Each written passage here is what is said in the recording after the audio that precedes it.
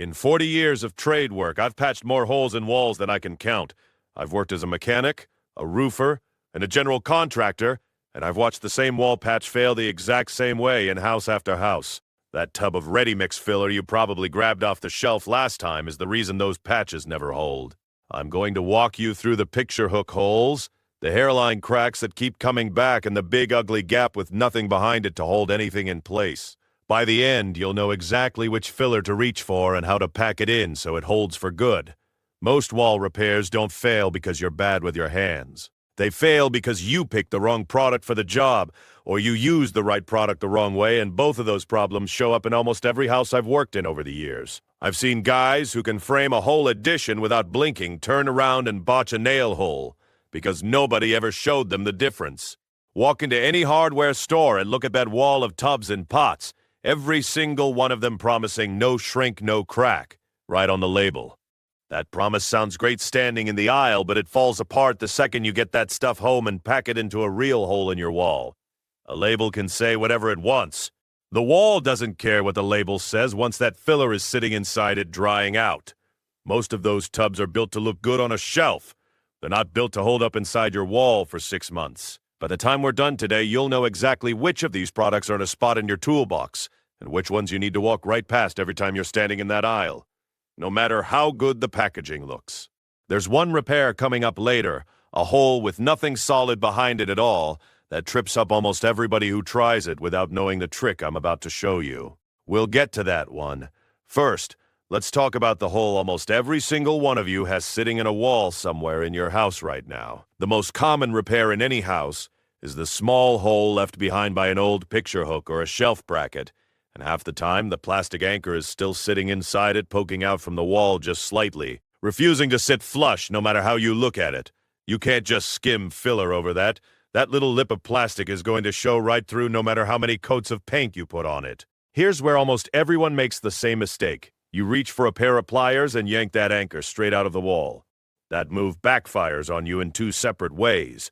First, it usually rips the hole bigger than it needs to be. Second, and it's the part almost nobody ever stops to think about, it opens up a void behind the wall that you can't see and can't fill properly. Drywall isn't solid all the way through. Behind that painted paper face is mostly empty space, and when you tear an anchor out, you're opening a direct path into that hollow cavity behind it.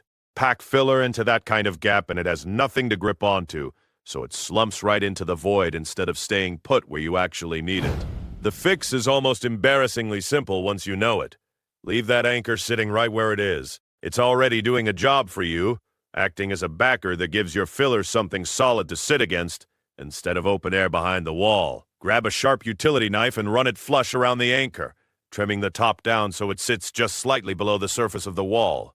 That small step, leaving the plug in and trimming it back instead of ripping it out, is the difference between a patch that disappears and one that cracks and falls out again in a few months. The real decision still hasn't been made. You've still got to pick what actually goes into that hole, and that's where most people get it wrong before they even open the tub. When you stand in front of that filler display, you're really looking at two completely different families of product, even though they get sold side by side like they're interchangeable. One is premixed, ready to use straight from a tub or a tube. The other is a powder filler you mix yourself with water before it ever touches the wall. Those two products don't just look different, they harden in completely different ways, and that difference is the whole reason one of them keeps failing on you. The premixed stuff hardens by drying out. It's full of moisture when you scoop it from the tub, and as that moisture evaporates over the next couple of hours, the material physically shrinks and pulls away from the edges of the hole. That's not a defect or bad luck. That's just how the product is built to work, and it happens every single time, no matter how careful you are when you pack it in. But the powder filler plays by a completely different rule book, and this is the part that flips everything you thought you knew about wall filler. Once you mix it with water, it hardens through a chemical reaction. The same basic idea as how cement sets up and goes hard. It doesn't lose volume the way premixed filler does. It goes in at roughly the size you packed it, and it stays that size once it's hard, instead of shrinking down into a little crater a few hours later. That's the part that should bother you about the tub sitting in your garage right now. Sure, it's fine for the tiniest cosmetic ding, the kind of mark you could almost ignore. But the second you're filling anything with real depth, which is most of what you're actually patching in a house, that premixed tub works against you from the moment you pack it in. You didn't do a bad job smoothing it out.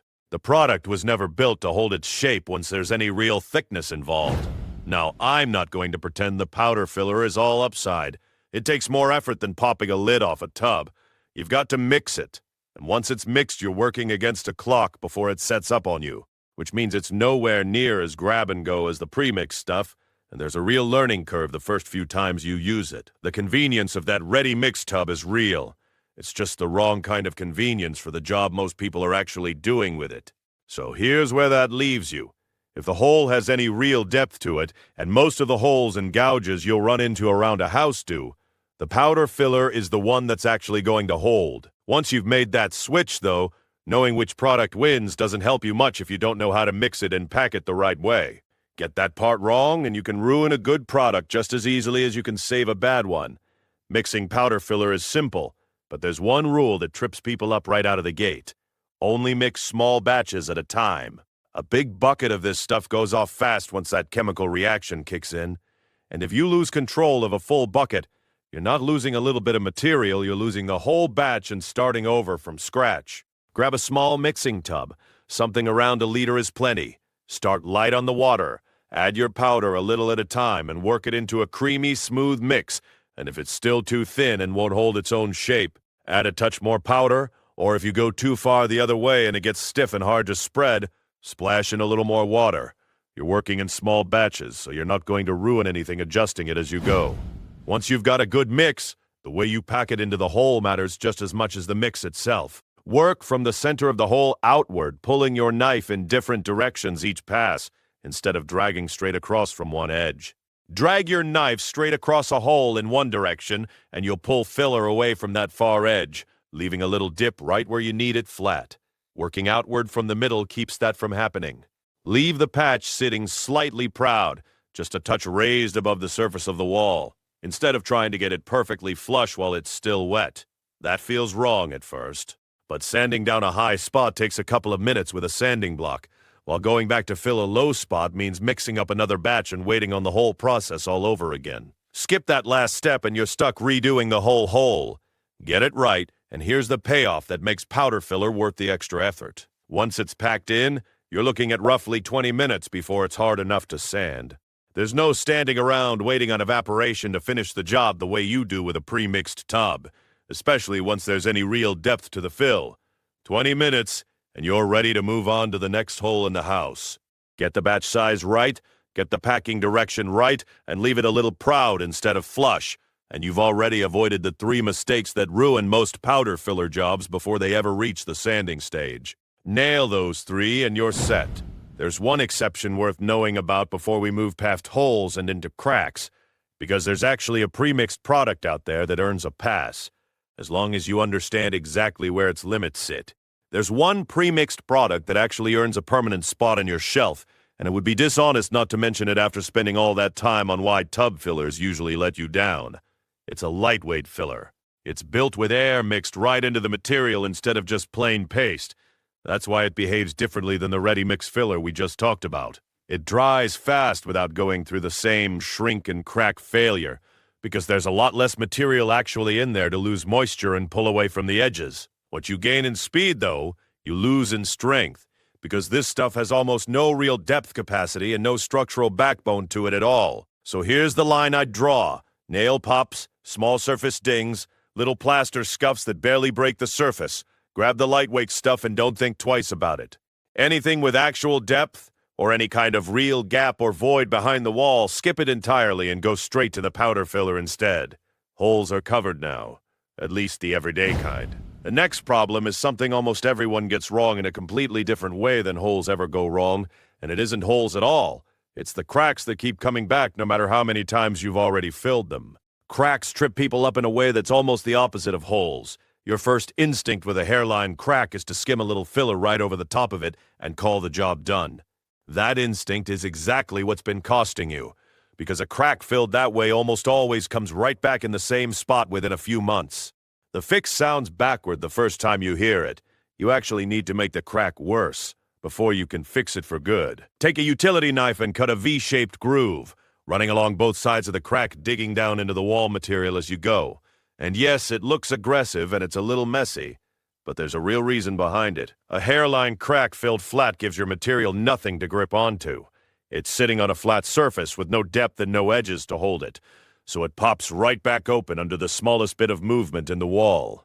Cutting that V-groove gives the filler a real channel to key into with depth and surface area on both sides, instead of a thin skim coat over a flat crack. Not every crack is the same kind of problem, though. A fine hairline crack, something under about 1/16 of an inch wide, is usually just surface shrinkage or normal settling, and the fix above handles it completely.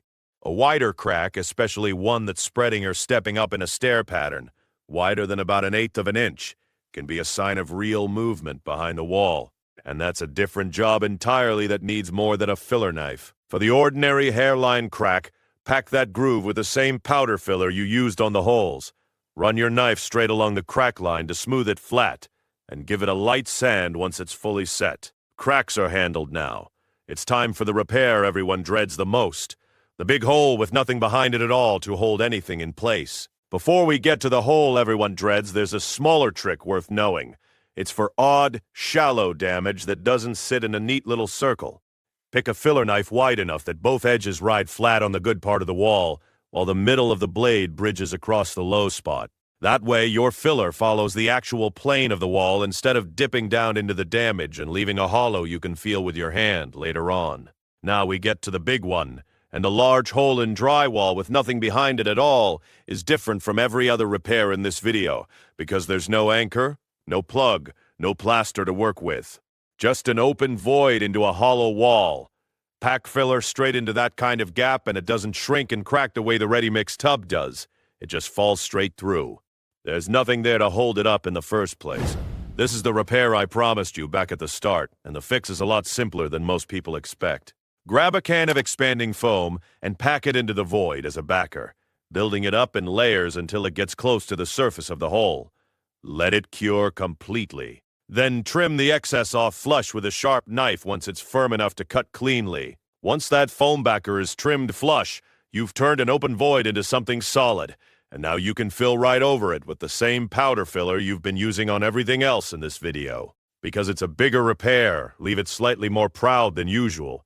Bigger fills carry a little more shrink risk, and a high spot sands down a lot easier than a low, one you have to fill twice and wait on all over again. That's the whole trick, and it's a lot less work than most people assume the first time they're staring at a hole that big.